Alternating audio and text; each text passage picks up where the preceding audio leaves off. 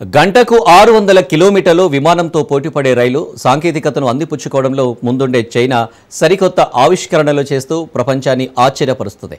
గత కొన్నేళ్లుగా హైస్పీడ్ రైలు నెట్వర్క్పై ప్రత్యేకంగా దృష్టి సారించిన బీజింగ్ తాజాగా విమానంతో పోటీపడే ఓ సరికొత్త రైలును పరిచయం చేసింది. గంటకు అత్యధికంగా 600 కిలోమీటర్ల వేగంగా ప్రయాణించగల ఈ రైలును ఇటీవల ఓ కార్యక్రమంలో ఆవిష్కరించింది. బీజింగ్లో జరిగిన 17వ మోడర్న్ రైల్వేస్ ఎగ్జిబిషన్ కార్యక్రమంలో సరికొత్త మ్యాగ్లెవ్ మోడల్ రైలును చైనా ప్రదర్శించింది.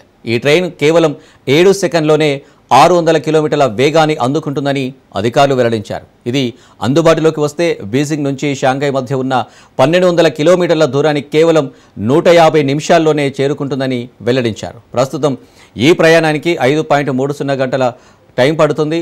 మ్యాగ్నెటిక్ లేవిటేషన్ టెక్నాలజీతో నడిచే ఈ రైలు విమానాల వేగంతో పోటీపడగలదు. ఈ సాంకేతికత వ్యతిరేక అయస్కాంత క్షేత్రాలను ఉపయోగించుకొని ట్రాక్ నుంచి రైలును పైకి లేపడానికి సహాయపడుతుంది.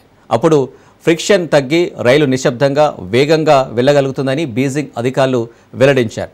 ఇది వినియోగంలోకి వస్తే ప్రపంచంలోనే అత్యంత వేగవంతమైన వాణిజ్య రైలుగా నిలుస్తుందని చెబుతున్నారు. ఈ ఏడాది జూన్లో దీన్ని పరీక్షించారు. ఈ రైలు బరువు 1.1 టన్నులు ఉంటుంది. చూడటానికి చాలా నాజుగా బుల్లెట్ షేప్ ముక్కుతో ఉంటుంది. ప్రస్తుతం చైనాలోని హైస్పీడ్ రైలు వ్యవస్థ అతిపెద్దది. గతేడాది చివరి నాటికి మొత్తం 48,000 కిలోమీటర్లకు విస్తరించింది.